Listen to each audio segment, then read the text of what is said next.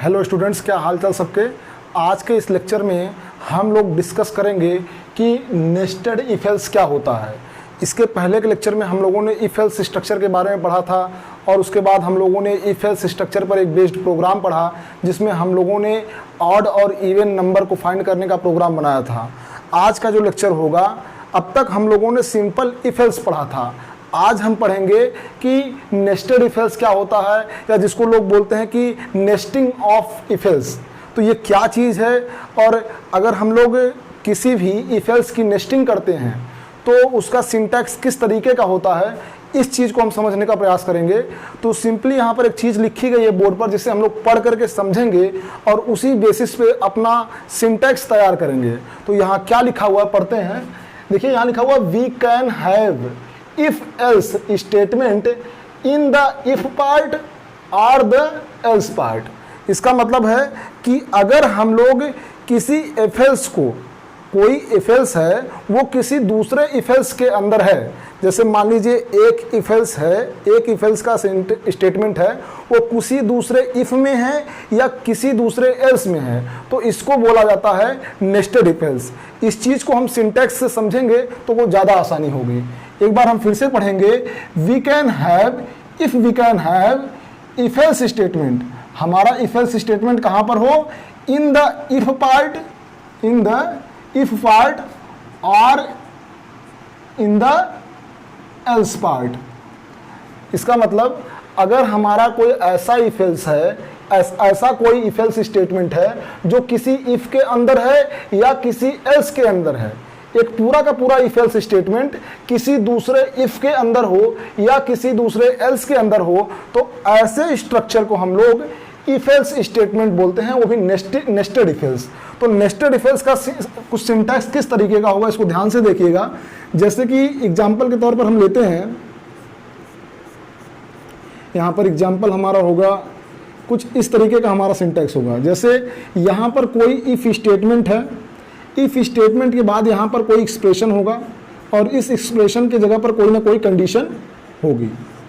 अब यहाँ एक्सप्रेशन हो गया, एक्सप्रेशन जैसे ये इफ है, अब इफ का जो स्टेटमेंट होता है यहाँ पर, इस स्टेटमेंट की जगह पे कोई दूसरा इफ एल्स आ जाए, लाइक इस तरीके से। इफ यहाँ मान लीजिए ये एक्सप्रेशन 1 है, इफ इस वाले इफ का भी एक्सप्रेशन होगा कुछ इस तरीके से। मान लीजिए ये एक्सप्रेशन 2 है, इफ है इसका स्टेटमेंट होगा, मान लीजिए वो स्टेटमेंट 1 है, स्टेटमेंट 1 है। इफ है इस वाले इफ का एल्स क्लॉज भी होगा, तो यहाँ पर एल्स क्लॉज होगा, एल्स क्लॉज का भी स्टेटमेंट होगा, तो यहाँ पर स्टेटमेंट है। बहुत ही गौर से इस लेक्चर को देखिएगा आप लोग, और ध्यान से मैं जो भी बातें बता रहा हूँ इसमें अगर आप ध्यान से सुनते हैं तो आपको श्योर है कि नेस्टेड इफ एल्स क्या होता है और किसी इफ एल्स की नेस्टिंग कैसे करी जाती है, ये चीज़ आपको समझ में आ जाएगी। बशर्ते इस पूरे सिंटैक्स को बहुत ही ध्यान से देखिएगा। अब इफ हुआ, इफ का स्टेटमेंट हुआ, एल्स है, एल्स का स्टेटमेंट है, आगे इसको अगर हम ब्रेसेस को क्लोज कर देते हैं। अब ये है इफ, इस वाले इफ का ये पूरा स्टेटमेंट है जो कि एक कंपाउंड स्टेटमेंट की तरीके से काम करेगा।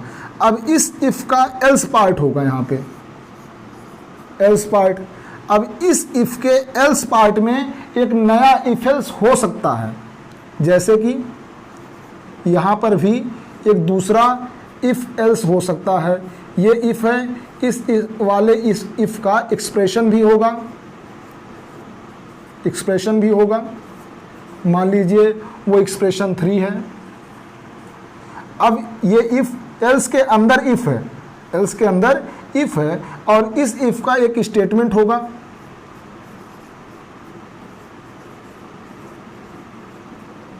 हम उसको मान लीजिए स्टेटमेंट 3 नाम देते हैं, और एल्स पार्ट भी होगा और एल्स पार्ट का भी स्टेटमेंट होगा। मान लीजिए उसको स्टेटमेंट 4 नाम दिया है, स्टेटमेंट 4। अब इस करली ब्रेसेस को क्लोज कर देंगे। तो इस पूरे सिंटैक्स में हम लोग देखेंगे कि नेस्टेड इफ एल्स क्या है, इस पूरे सिंटैक्स को देख करके समझ में आ जाएगा। ये आपका जो भी सिंटैक्स है इसको देख करके आप पूरी तरीके से समझ जाएंगे। अब समझने के लिए सबसे पहले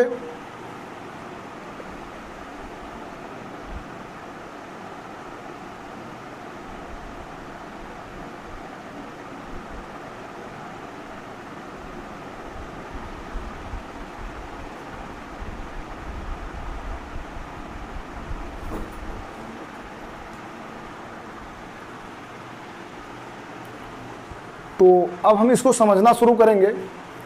इसको समझने के लिए देखिए हमने क्या लिखा हुआ है यहाँ पर, we can have if else statement in the if part और द एल्स पार्ट।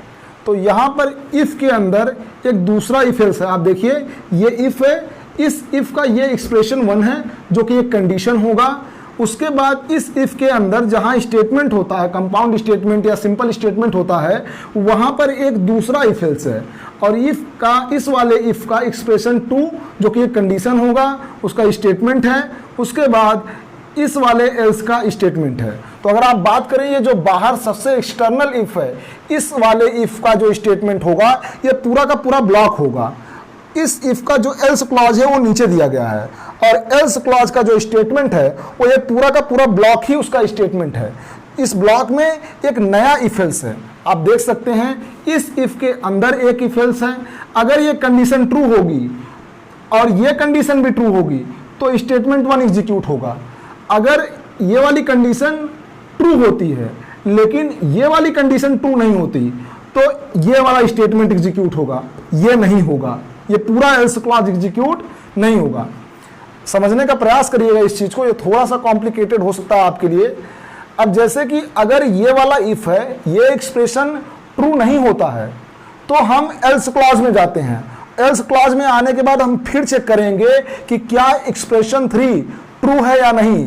अगर ये ट्रू है तो स्टेटमेंट 3 एग्जीक्यूट होगा और अगर ये ट्रू नहीं है तो स्टेटमेंट 4 एग्जीक्यूट होगा।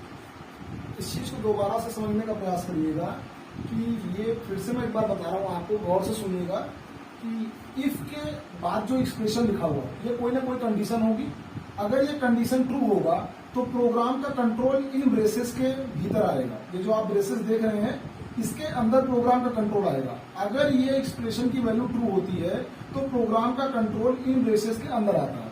अब जो कुछ भी इन ब्रेसेस के अंदर लिखा गया है वो चीज एग्जीक्यूट होती है। जैसे कि अगर इफ के बाद जो एक्सप्रेशन 2 लिखा गया है, अगर ये ट्रू होगा तो स्टेटमेंट 1 एग्जीक्यूट होगा और अगर ये ट्रू नहीं होगा तो स्टेटमेंट 2 एग्जीक्यूट होगा। तो कौन कौन सी कंडीशन है, अगर ये बाहर वाले इफ का एक्सप्रेशन ट्रू होता है तो हम इस ब्रेसेस के अंदर आते हैं। यहां भी हम चेक करते हैं कि अगर इफ का ट्रू है एक्सप्रेशन 2, ये जो एक्सप्रेशन 2 है, तो स्टेटमेंट 1 एग्जीक्यूट होता है। अगर ये ट्रू नहीं होता है तो स्टेटमेंट 2 एग्जीक्यूट होता है। ऐसी स्थिति में ये पूरा एल्स क्लॉज एग्जीक्यूट नहीं होगा। अब मान के चलते हैं कि इफ के बाद जो एक्सप्रेशन 1 लिखा गया है ये ट्रू नहीं है। अगर ये ट्रू नहीं है तो प्रोग्राम का कंट्रोल इन ब्रेसेस के बीच में नहीं जाता, डायरेक्ट जैसे ही ये ट्रू नहीं होता, अगर इफ के अंदर यहाँ पर जो कंडीशन है वो फॉल्स हो जाती है तो प्रोग्राम का कंट्रोल इन ब्रेसेस के अंदर ना जाकर के डायरेक्ट एल्स क्लॉज में जाएगा और एल्स क्लॉज में जाते ही उसको एक नया इफ एल्स मिलेगा। इसी चीज को तो नेस्टेड इफ एल्स कहा जाता है। जैसे ही यहाँ एक नया इफ एल्स मिलेगा तो इस इफ के जो कंडीशन है, जो एक्सप्रेशन है, ये चेक होगी।